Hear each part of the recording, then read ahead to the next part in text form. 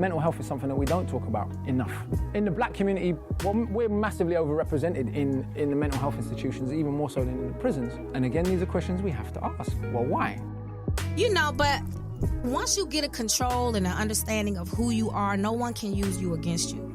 No one can ever use your mental illness against you. You've already spoke about it, so what you got? The biggest point in life to resolve mental health is like giving a fuck about a person. Where did you get the courage? I got the courage for 2 words. I care. It's Chill Will Radio, where connections will be made, advice will be given, jokes will be told, and things will get real. My name is Willis Cooks, and I'm your host. But understand this show is not meant to be used as a substitute for a relationship with a licensed mental health professional. Enjoy the show, y'all.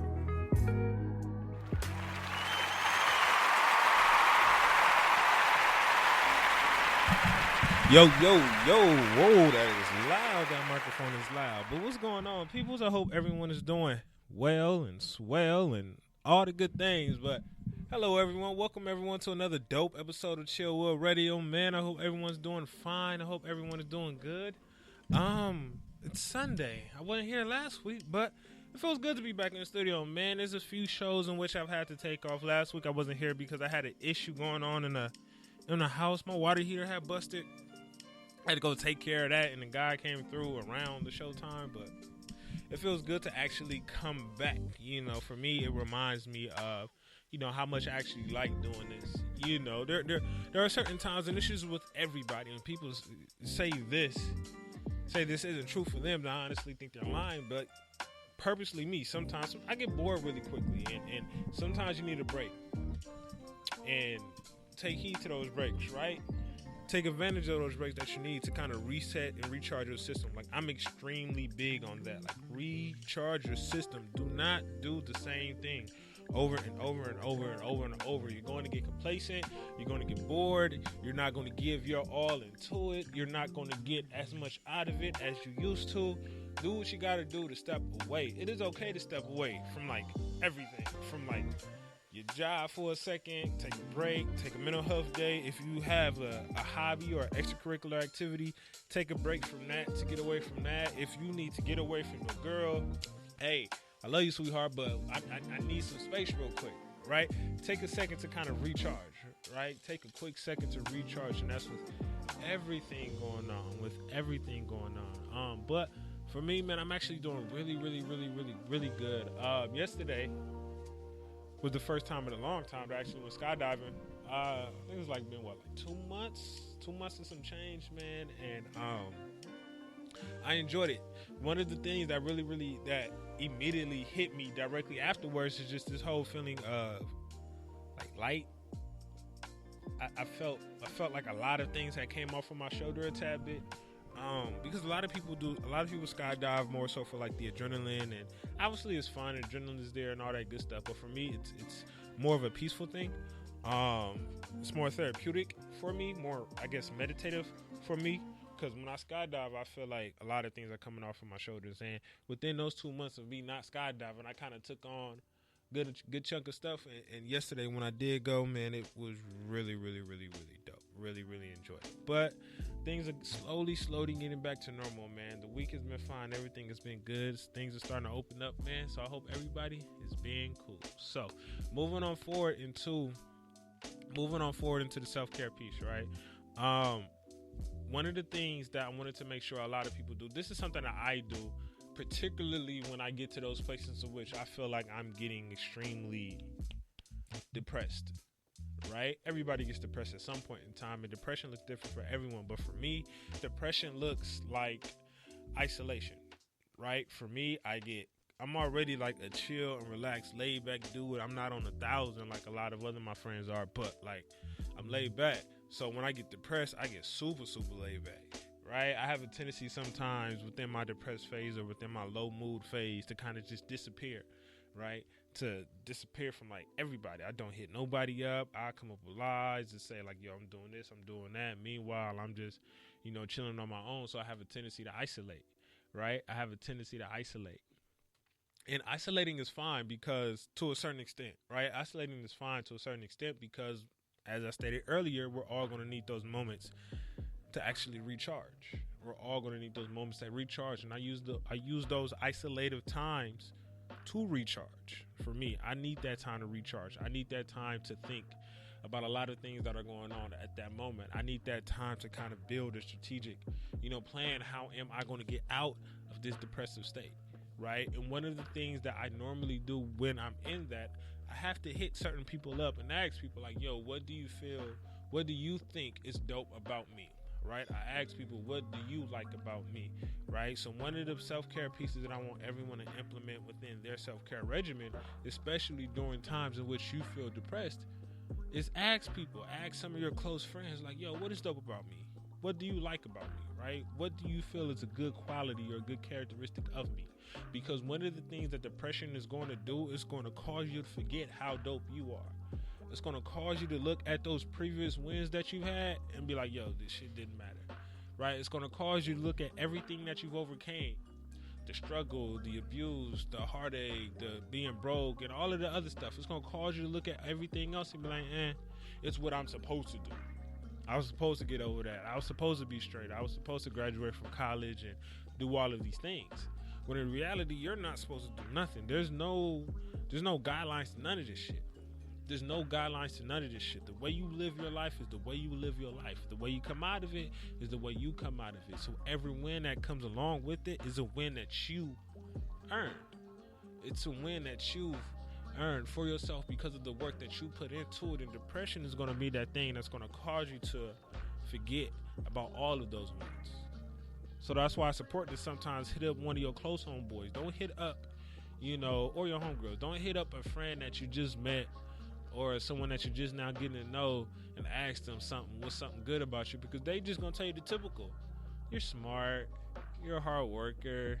You're funny and you're this and you're that. Like, nah, you need something with some substance, right? So if you hit up that one person that has been with you through all of the bullshit, or that one person that has seen you go through all of your shit and seen all of the accomplishments that you've overcame, all of the accomplishments that you've gained, they're going to give you much more credible things. They're going to be able to go a little bit more in depth in who you are as a person, and how strong you are, and how resilient you are, how passionate you are, how purposeful you are, how dependable you are. They're going to be able to go into those things a little bit quicker, right? Because we need those things in order to boost our confidence at that point in time.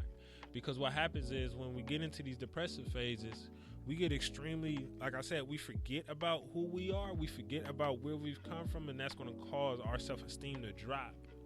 Especially if we get in this cycle of depression and we're stuck in this hole for months or for years or for however long we're stuck in it. The longer we're in it, the worse it's going to get, and then the harder it's going to be able to pull ourselves out of it. So when you're in this depressive phase, your confidence is going to go down the drain.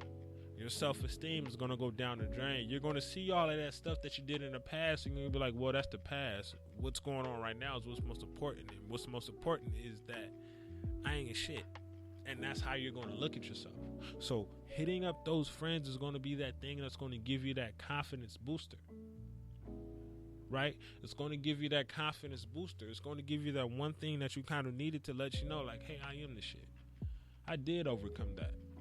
I did make it through that. I did, attain this within these particular environments or within these specific, cards that were dealt to me. I was able to get all of these things. Right? Because we need to be reminded of who we are. Because, like I said, depression is going to cause you to forget who you are. Hit up your friends and ask them what's dope about you, so that way you can be reminded of who you are. Also, another thing that it may do is it's going to cause you to learn something new about yourself that you possibly didn't know. Right? There are some positive characteristics that I may have that I just don't know about because that's just the way I am. Right? That's just the way I am. I may just be this resilient person, but I never knew I was truly resilient because I just thought that's just how things were supposed to go. So I'm just going with the flow. But then once one of my close friends was able to put that on the table for me and help me realize how dope I am, then I'm like, yeah, I am that guy. And that's the thing that needs to happen, right? You need to make sure that you are reminded of who you are. Because if you aren't reminded of who you are, you're going to forget a lot of things. And the deeper you go down that hole, the harder it is to pull yourself out. And the harder it is to pull yourself out, it's going to be a long, long road. You're going to begin to lose some folks. You're going to begin to blame some folks on a lot of the things that you're doing. So one of the easiest ways, not easiest, but one of the quick little ways to kind of help you get you back on track is just to ask friends, ask close friends. What is dope about you? What are some good things about you? What are some good characteristics, some good qualities about you? Right? Figure out what these things are and be open to them and take them in. Write them down. Actually listen to them and think about it. Think about that time in which you was able to show resilience. Think about that time in which you was able to show patience and strength. Think about that time in which you was able to get through this nonsense or this BS that's going in the household, or the time you was able to get through, you know, that crazy breakup because your girlfriend or your boyfriend is raggedy. And think about all them times in which you was broke, but you came back and was able to, you know, pick up some bread real quick so you can pay the rent, or so you can pay the car note, or so you can pay them child support bills, or whatever it is. You know, think about those times in which, and visualize and put yourself in that place. Meditate and put yourself in that place in which you were able to get through those things. Because you need to be reminded of the strength, of the energy that you had. Because that energy that you had back then was not lost. That energy that you had back then is not gone. That energy that you had back then, it's still there. It's just dormant. It's just dormant. You have to be the one to unlock it. There are people that's going to give you the keys, right? There are therapists that's going to give you the keys. There are friends that's going to give you the keys through the assistance and through the guidance that they're going to give you. But it's on you to use those keys to unlock that chest that's going to have that energy that you need to be able to get through your shit. You feel me? Because that energy that you had back then when you was able to get over that nonsense, that's the energy that you need to be able to use now. Those things and those traits and those coping skills and all of that stuff that you were using back then, use those things now. But if you come across one of those old or those previous coping skills that was working back then, and they're not able to work now, because every problem is going to sometimes, not all the times, every problem may need a different coping skill to get over. If you're realizing that previous coping skill, if you're realizing that one thing that your friend is telling you isn't working, keep pushing, right? Just keep trying. Open up a little bit more. Ask yourself, are you really closed off to what people are saying? Because depression is also going to cause you to shut everything out. Depression is going to build up this wall that's going to separate you from reality. It's going to separate you from who you are. It's going to separate you from how dope you are. But it's also going to separate you from being open to a lot of the things that could possibly be used to be able to help you. And if you're not open to those things that are going to help you, getting out of that depressed phase is going to be sick. It's going to take a while. And it doesn't even have to be depression all the time. It could be anxiety. It could be anything else. It could be whatever challenge or whatever problem that you have going on at that moment. If you are not able to be open to the tools and to the things or to anything that some of your friends are going to be able to say to you, it's going to be extremely hard. As long as you're around and as long as you're asking these things from genuine people within your life and not just asking, willy-nilly up the street because I just known him for 2-3 days and he just going to give me some raggedy like, oh, you strong or you smart, and the redundant usual stuff that we all tell someone, right? One of the first things when a lot of the times we just tell people they smart and then we just go from there. But we need someone to give us that substance so we can unlock that chest, so we can get through and get to that energy that we need to be able to get us to where we need to go. All right. So the self-care piece that I want everyone to implement within their self-care regimen. Ask some of your friends, what are some good qualities about you? What is dope about you? What are some good characteristics about you? So that way you will be able to remember who the fuck you are. because we are going to get in places sometimes in which we forget who we are. There are certain things that's going to beat us up, that's going to cause us to forget who we are. Life is going to smack us in the face, and we're going to be like, yo, I don't know how I got here, and I don't know how I'm going to get out. You're going to get through this the same way you've been getting through this, big dog. You just going to make it happen. All right? So, moving on forward. Moving on forward into the main topic.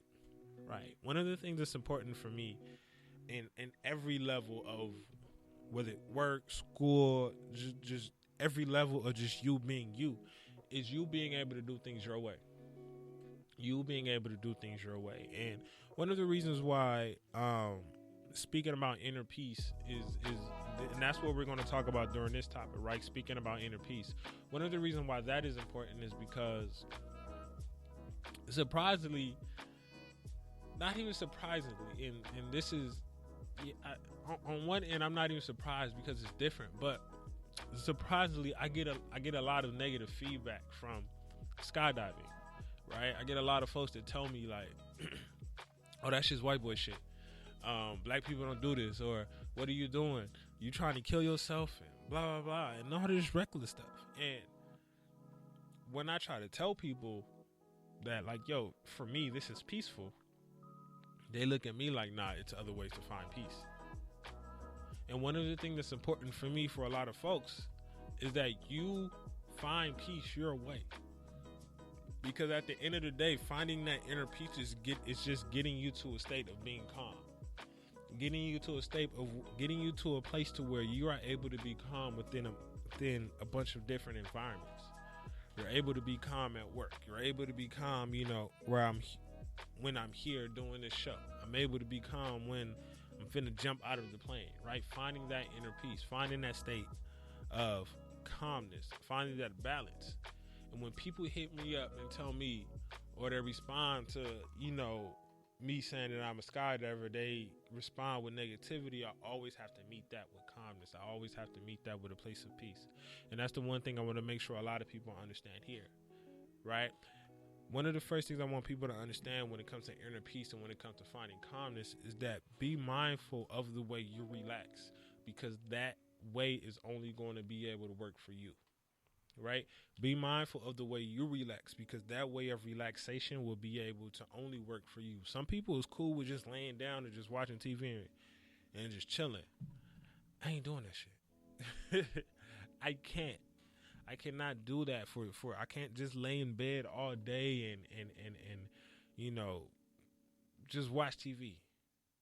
To me, that's not relaxing. That's very anxiety producing for me, right? Because I'll get up, I feel like I have to move, I feel like I have to do something, I'll start itching.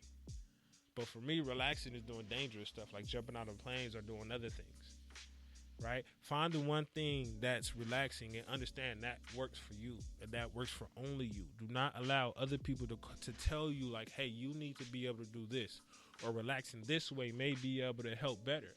Because at the end of the day, when a lot of people are telling you the negative things, or when a lot of people are telling you to do things, it's because it is working for them, or it's because they do not believe they would be able to do it themselves. So I need to put my opinions onto you. I'm too scared to do this, so I need to put my fear onto you, Didier, because I don't want you to do the one thing that I am afraid to do, right? Or relaxing this way, staying in bed all day works for me, so you need to do it too. And if it doesn't work for you, cool, it doesn't work for you, but don't continue to try to do things that you know isn't working for you. And I think that's what happens a lot of the times, especially when it comes to getting any form of assistance or therapy or getting any form of treatment or whatever it is, right? We try this one specific coping skill over and over and over and over and over, and we don't realize that, like, yo, this shit ain't working. This thing is not meant to be. This thing is not for me. This coping skill is not matching up with this specific problem right here. Stop it. Find the way to relax that's going to be able to work for you. And once you find it, hold on to it. Once you find it, don't allow anybody else to tell you anything different. Once you find it, don't allow anybody to sway you any type of way or cause you to forget about the way you need to relax.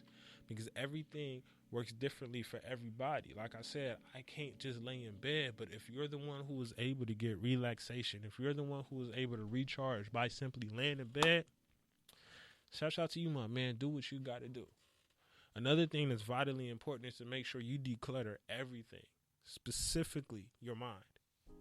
Declutter everything, specifically your mind. Start writing things out. Start getting away from certain stuff, because we live in a very chaotic world and our lives are very chaotic and our minds are even more chaotic. That's why for me, isolating is therapeutic, because it allows me to declutter a lot of things. I can't be around people all of the time. Yesterday, I had a jam-packed day, right? I went skydiving. It was a bunch of fucking people there. I should have waited to go skydiving, but everybody was in a rush like I was. So it was a bunch of people there going skydiving. But right after that, I went to a pool party. Directly after that, I was around people all day. So I had to make sure I left and I had to make sure I leave within certain moments within those times. There were times in which I was at the drop zone getting ready to skydive, but I'll go sit in my car for a bit. There were times in which I was at the pool party chilling, but I go sit in my car for a bit just to kind of bring my own anxiety down, just to kind of declutter my mind, because we're going to have to realize a lot of the times when we're in a very chaotic world, it can get kind of messy. Now, sometimes chaos is good for other folks. Sometimes some people thrive in chaos, right? Some people thrive in, things that are moving fast. And I am one of those individuals. When things move fast, when things are very chaotic, when things are like it's a lot of work to be put on my plate, I'm able to relax a whole lot more easier. I'm able to get focused and get things done. But when your mind is chaotic, when you don't have the ability to figure out what you could do in order to focus, when you're not able to clear your head, that's when things get bad.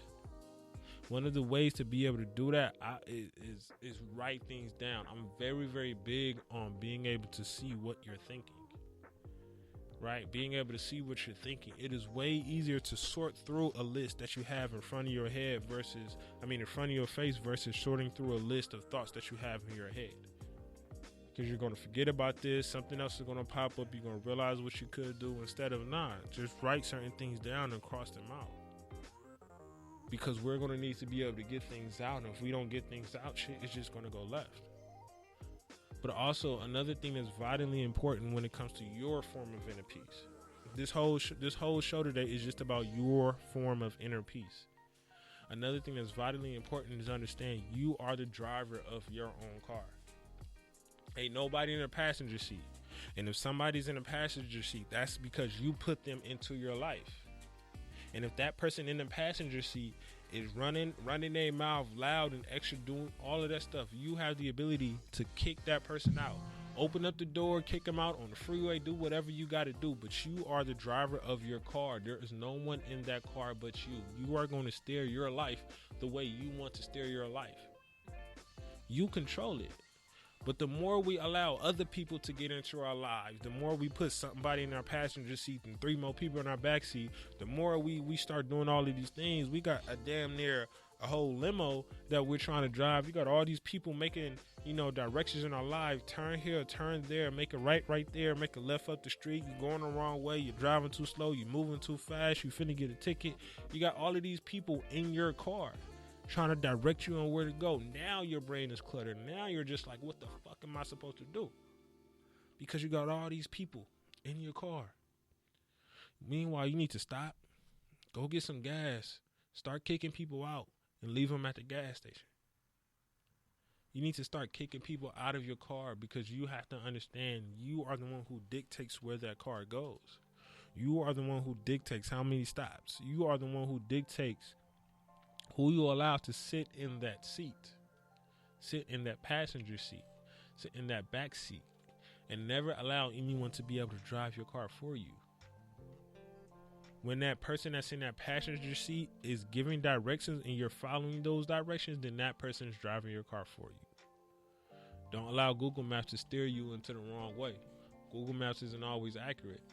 Don't allow that person in the passenger seat who never been at your destination, who don't even see the destination, don't even know where we're going, but has an opinion or has a say-so on which way that we're going. because they feel as if they are that important because you gave them that much importance within their life. So now they're feeling as if like, hey, I can make these decisions and I can make this call and I can tell you where to go when we're in your car. I hate a person that gets in my car and tries to give me directions or tell me how fast to drive or tell me what I can play. And I hate people like that. This is my car. That's the same with your life. Because I know you hate it when people get in your car and tell you that you're driving too fast or you're driving too slow or doing this. It frustrates the fuck out of you. You're trying to pay attention to Google Maps. You're trying to pay attention to the way you know you need to go. But meanwhile, the person on your on your right, is causing you to lose focus. We don't allow people to be in our car giving us directions. So let's be mindful that we don't allow those people in our head to give us directions on where we need to go, to give us directions on how calm we need to be, to give us directions on what our peace needs to look like, or to give us directions on what our relaxation needs to look like, or how we declutter, or whatever the case may be. You are the driver of your own car. Be mindful of who you are allowing to be in your passenger seat. Because no matter what, no matter who is in your passenger seat, they have the ability to give you directions. No matter if it's your boyfriend or girlfriend, no matter if it's your mother or father, no matter how close that person is to you, you are driving your car. But the second you allow somebody to sit in that passenger seat is the same second you've allowed someone to give directions onto your life. Where you should go, how fast you should get there, what route you should take. Be selective of it if you are going to allow people there.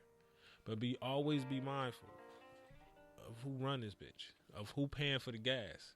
Because ain't nobody else putting gas in your car but you. When you ask for gas money, ain't nobody coming out the pockets. Right, Didier? When you be like, yo, I need some gas money to get to everybody quiet. Or if they do give him gas money, give like $2, $3. Ain't nobody trying to fill up your tank. Nobody trying to fill up your tank. Literally. Nobody's trying to fill up your car tank, and nobody's trying to fill up the tank of your life. Nobody's going to be able to be there to help you recharge. You are the only person that's going to be there to recharge. Recharge your life. Fill up your own tank. Don't allow that person who's in the passenger seat to direct you on where to go within your life, because it's your life, it's your destination. Where are you going to go? All right. So the one question that I want everyone to kind of answer, or to ask themselves, right? The one question I want everyone to ask themselves is, when it comes to your car, when it comes to your car that you're driving, when it comes to that, who are you allowing in it? Who are you allowing to be in that passenger seat? Does that person being in that passenger seat cause you to get to your destination a little bit closer? Because you are the driver of your own car. You are the controller of your own life. Don't allow someone within your passenger seat to dictate where you're going to go. Find out who was there, and if you need to kick that person out because they're not giving up gas money, because they're not helping you get to your destination, because they're causing you to take a different route, because they're being a Uber driver who don't like listening to you. Well, no, be an Uber driver, because Uber drivers don't listen to anything that you're talking about when they say go a different route. They follow their lane. They stay on their path, and they get to the destination. Be the Uber driver of your life. For real. Be the Uber driver of your life, because the second you try to get them to go off of the path that they have, they like, nah, I'm good. Same with you. Are you the Uber driver of your life? That's the question. Are you the Uber driver of your own life? All right. So all those individuals who are listening and tuning in, and if you're going to listen to this today, tomorrow, next week, next lifetime, whenever you get the chance, man, good looking. Again, I want to give another shout out. I do this a lot every now and then, but I always have to make sure I give a shout out to this guy Didier over here. He comes back. He comes here every week faithfully. Faithfully. He comes late sometimes, but I appreciate him when he does come late. He always calls me and lets me know, like, Willis, I'm gonna be late this time. You know, but I do appreciate Didier for being dependable, for being consistent. And just for being straight up honest, he gets on my nerves sometimes, but hey, one person don't. I know I get on his nerves for a fact. But good looking, Didier. And good looking to those people that are listening and tuning in, man. As always, understand, ain't no wealth without your mental health. So please stay blessed and take care of yourself. Be great, y'all. Peace.